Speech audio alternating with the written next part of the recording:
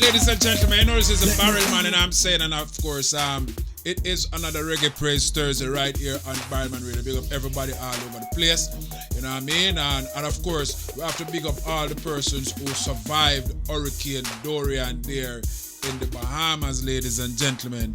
Even right now, just seeing the images coming out of that very, very small place, and the suspected amount of persons who have been killed or missing, you know, it is just alarming. I was watching the news right here in Canada on CTV where they say approximately 2,500 persons are missing. They don't know if they're dead, they don't know if they probably lose contact, or they just don't know anything. But 2,005 out of a very small area is a lot of persons. But ladies and gentlemen, we have here today online a Jamaican who was in the midst of the storm, ladies and gentlemen. Now, all Jamaicans are usually concerned in these situations. What is the situation with Jamaicans who live in that area? And we have online right now a gentleman. His name is Gary Lee. Good morning, Gary. How are you doing? I'm good. All right. Good evening. All right, wonderful. Welcome to Barrelman Radio, and of course we stream all over the diaspora. So quite a lot of Jamaicans are listening to you right now. Now, as I was mentioning earlier on, you know, this storm has affected quite a number of persons, and you know, by all indications, it seems as if, you know what I mean, a whole heap of people dead. A whole lot of persons. But you were one of those persons who survived. And I am very interested in finding out, you know what I mean, what was the whole experience like. That hurricane was unprecedented in Bahamas. Bahamas has never seen a hurricane at that size and that intensity, and that stayed so long in one area. But I'm sure that by the time we are done, that you will give us as vivid as possible a description of what you experienced. So of course, your name is Gary Lee and you are Jamaican. Where in Jamaica are you from, Gary? Well, I born in Clarendon, but I grew up in St. Catherine. That's in Bagwalk. Okay, you're born in Clarendon, you grew up in St. Catherine, so of course, big up everybody from Clarendon and big up everybody from Bagua. You know what I mean? Right. So if there's anybody looking for Gary, Gary is alive. Right? Definitely. Gary is alive. You get to it. Okay. Yeah. Now, tell us, how long have you been in the Bahamas? Oh, the 2005, the 1st of January, you know, I come to Nassau. All right. First and foremost, because we want to verify that you're actually in the Bahamas and you know Bahamas. What is the name of the airport in Nassau? Linden Pinlin. All right. You passed that one there. So you're in Bahamas, the true. All right. Tell us now, where exactly were you when the storm hit in Bahamas? Because it actually came and it touched Nassau, but it went to Abercorn and it went to Freeport. And there are some other names of places that quite a number of persons may not be familiar with because it's not Nassau. So tell us precisely where you were when the storm hit. Well, I was in Marsh Harbour. There's a town out of Marsh Harbour named Murphy Town. Yes. So it's like 5 minutes from Marsh Harbour. Mm-hmm. So I was in Murphy Town. Okay. Right. Okay. Murphy Town in Marsh Harbour. Yes. Right. We actually heard that name. All right. So give us some sort of proximity. How far away is Marsh Harbour from, like, say, Freeport? How far away from Marsh Harbour is Freeport? Oh, well, you know, you can drive around an hour and a half. Yeah. Or maybe less to the dock Uh-huh. where they take you from there to Freeport. Okay. And right, and from there to Freeport. In Freeport, they said like 25 just a minutes from there. You Oh, see, on the boat. okay, good. How far away is Marsh Harbor from Nassau? When you take the plane, it's like 25 minutes, the most 30 minutes, but it's like 25 minutes from Nassau, to Abico. Okay. All right. So then, ladies and gentlemen, now you have a sense of where he was. Now, tell us, like 2 days before the hurricane come, give us a description as to what is happening in the area. What are people doing? Well, if it's gonna say 2 days, that you're gonna look at Friday. Friday, yes. Friday, cause I work with a company and they also send send us the ticket to come back to Nassau for Thursday, Uh-huh. and we cancel it for Friday because we have much work to do on the key because we work on the key. Okay. Right. So some of the guys come over and Thursday 1 o'clock, Yeah. and schedule mine for 6:30 flight. That would be the last flight. Right. And that is Right. that is a Friday. 6:30 Friday would have been the last flight. 6:30 p.m. Right. Okay. Right. So I went on the key, and I do what I have to do, Yeah. and I come back over the Friday. I catch back the boat just at 1 o'clock because I reach in town and everybody were busy, because I end up to the food store. Uh-huh. After when I realized that they closed the airport from 3 o'clock on Friday. Uh-huh. I I was really pissed off, Yeah. and so I went to the food store on my way coming from the airport.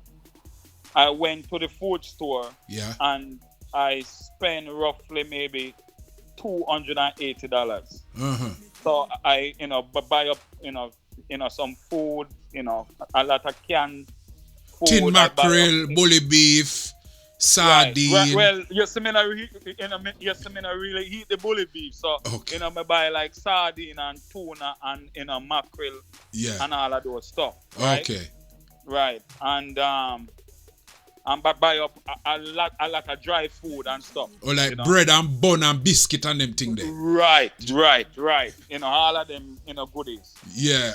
Peanut and all of them stuff. A peanut too. Papa Yes, Jesus. man, cause, you say you're gonna ride out this time. Yes, I you think say wanna well, have little things to something eat you and enjoy. Okay, and cool. Right. All right. All right. The other persons who were around, what were they doing? What were they talking about? What was the conversations like among persons 2 days before the storm? Man, listen, when I reached to the food store that Friday, Yeah. man, listen, it's line, you have to line up, man, enough to reach to the cashier. Yeah. I mean, multiple, yes, the cashier they have. And you have to line up because the line, they long. Yeah. mean, everybody have trolleys, 1 trolley, 2 trolley, Yeah. a load up with food and water and all of them stuff. So everybody were preparing, For the storm. for the storm. Yeah. And when you reach to the gas station, I did the same thing because I stop at the gas station and I get $50 worth of gas. Yeah. Full up my vehicle. And at the same thing, at the same long line. Long line, I think, to get your gas and thing before gas run out and so on. Because after storm, usually those things are usually down. Definitely. Yes. So the road did, the road did very busy. Yeah. Friday. Friday the road did very busy. Yes, and this is like Friday, the 7 o'clock, 8 o'clock p.m. No, man. Friday from I thought from like after 3 and so. Yeah. Yeah, the place was busy. Yeah. Right. And I never go out Friday night, to go find out, how the road look like. I get everything and me go in. Okay, good. Oh, now, tell us in that area of Abaco. Do you know of a lot of other Jamaicans who live there or work in the area? Well, I want to tell you that I've been there from in November, Uh-huh. and I meet a few Jamaican. I know I meet two Jamaican girls, 'cause they work on the key, Yeah, and I meet some Jamaican guys also work on the key too. yeah. So it's just like maybe in my surrounding, like maybe 10 person. 10 Jamaicans You or so that you would have been Right, familiar with being there. right, Oh, right. okay, good. What other nationalities are actually predominantly in that area? Well, the Asian community, it is really it dominate, over Abico. Yeah. You know, Asian mean 80, not right, 80. Okay, right, cool. right. Uh-huh. So the Haitian, they speak the Creole. Yeah. So they dominate over there. Mm-hmm. That's only a handful of different, nationalities. But Nationalities. Yeah, when you come on to the Asian, they are over there. Plenty, Oh, plenty, enough. okay. Right. Okay. So they really is the one that more I think more Asian descent over there than native Bamian. Okay. You have the Conky Joe there, Uh-huh. and then you have the Asian, but the Asian is the dominating one. Yeah. Conky Joe is who? Conky Joe is kind of people that may look like white, but they ain't no white, so we call them Conky Joe.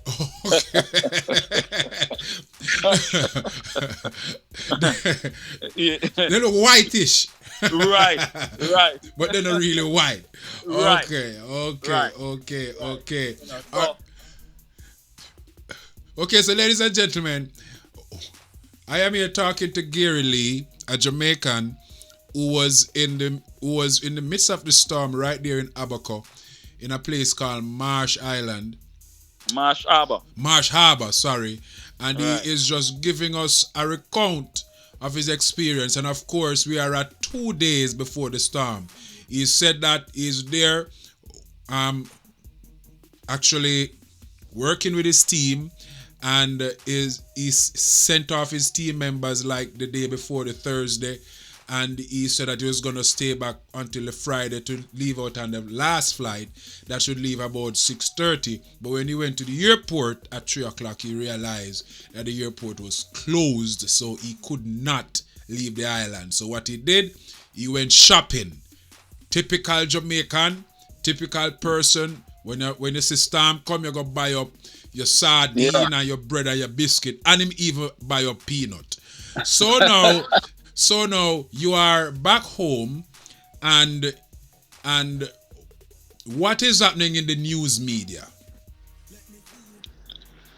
Well, in the news media and the local news, it's telling person that who in low line area, to get out and seek shelter, and those who want to stay must make sure they back up and make sure that they have everything in place, that if something wrong, that like if your passport and all of your documents, then make sure put them together, and make sure that you secure the place and so forth. So it was a busy station, that me listen to. Yeah. Want us to make sure that those who in the low line area, especially there's a part in Marsh Harbor they call the pigeon peas Pigeon peas. and the mud. The mud, yeah. Right. So the pigeon peas and the mud is a Asian community, Mm-hmm. where all the Asian, mean most of the Asian would have said 90% of the Asian they live there. Okay. So Okay. it's a community like by itself. Mm-hmm. right? So and they in a low line area. Mm-hmm. So they did on the in the area, to let them know that they need to get out. Yeah. Did they And did they did they like send buses to bus people out of the area or so? yes, man, because I see it on the news. Mm-hmm. I see it on the news where they have somebody with a speaker mic and a Yeah. broadcast, I go through the lane and all the stuff and say, get out and make sure reach a shelter, because this place gonna flood. Because Yes. when just a little rain fall Yeah. over there flood out. Okay. So just imagine the hurricane, Can't come in now. I think it should be Right, worse. right, All, right. all right, all right. Try to describe for us the type of houses that are in like mud and those places. What is all right? All right. You know a typical Jamaican Yeah. area, right? I think like you know what I mean. I think we call a ghetto that have a lot of hustling people, poor people, fisher Yeah. folk, and all those sort of things. Describe the houses and the whole Man, living situation in that area. listen, my man, most of it just like how you'd have some place where we call, ghetto a town, a lot of zinc and board house. Yeah. Yeah, no really concrete And no structure. two-story house no and no big No, man. concrete house with two No, garage and man. so. No, man. Nothing like that. It's just some like a board house and zinc and some like a zinc fence and Mm-hmm. yeah, the real swamp. Oh, yeah, for real, for real. Yeah, yeah. For real. I can actually visualize that easily.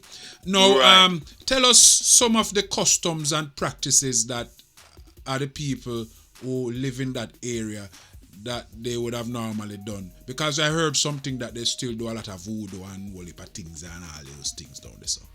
Well, me can't tell you that is true because You know, live down there long I enough never even. experienced it. Okay. Right, Okay. but I hear, you hear of it. Yeah. So I can't say, that is true. Yeah. But you really hear of it that there's a lot of darkness That- that that people go on do. down there. Right. But honestly, I cannot say, that's true. Okay, good. Tell us about your area now. What are the houses like in the area that you were staying? Well,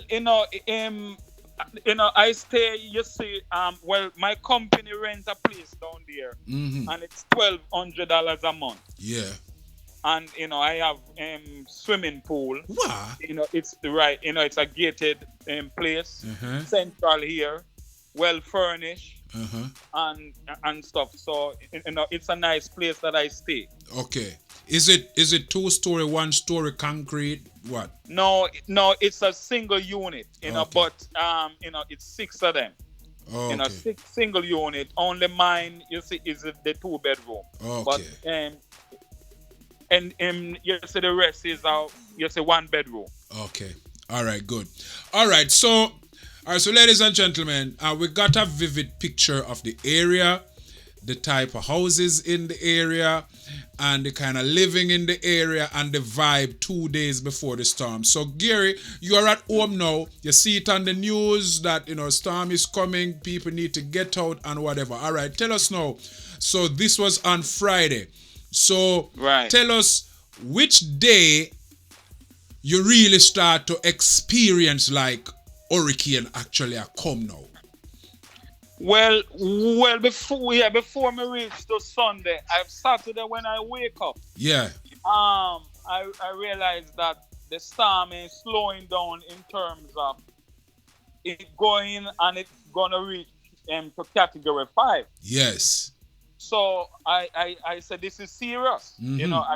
I know that Farmers building code cannot take a category 4 hurricane,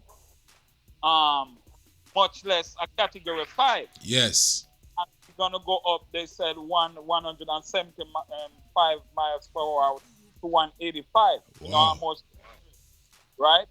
And so I realized that this is serious.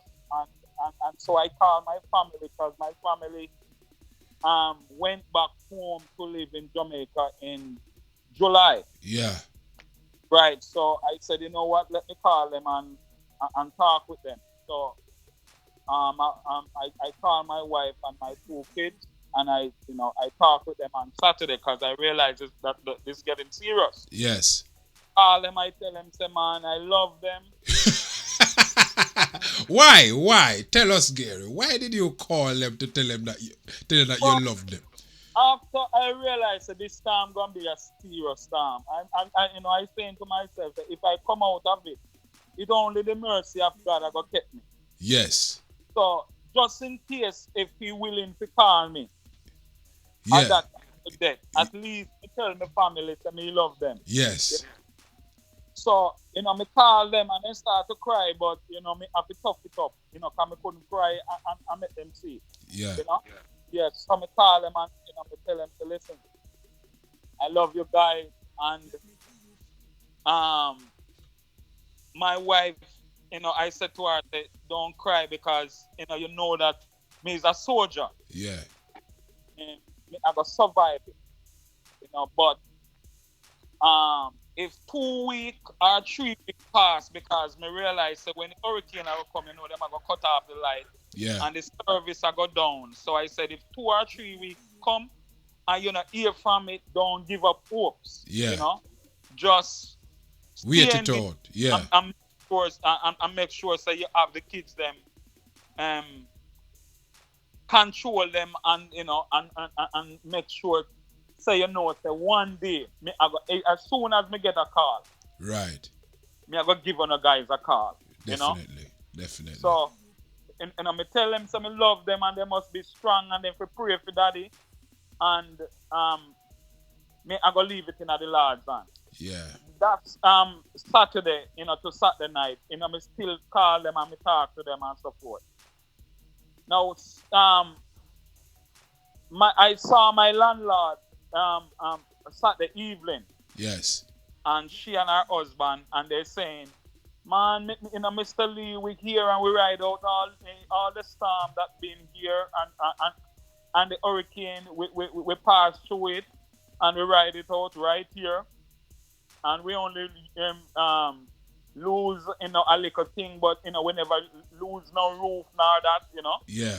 So they kind of give me a little firm thing for hold on pan. Yeah, a little hope, say, yeah. A little hope. Yeah, that they will make it. Can hold on pan that, Yeah. Right. Even though, my boss or my supervisor that call, I'm mad. And so why me never, come over on Thursday and everybody know I call me and say them I go beat me and all of that because me crazy and stuff. So me I explain to them because the end of the day is me work for a company and me me work you see pan a key named Baker's Key. Yeah. And it's just the richest, you see, of the richest live there. Okay. Right, like Tom Brady and all of these athletes and movie star own a house there. Okay. And so the end of the day is you see me never want to didn't screw off the windows and the doors, and when the hurricane come and blow them out.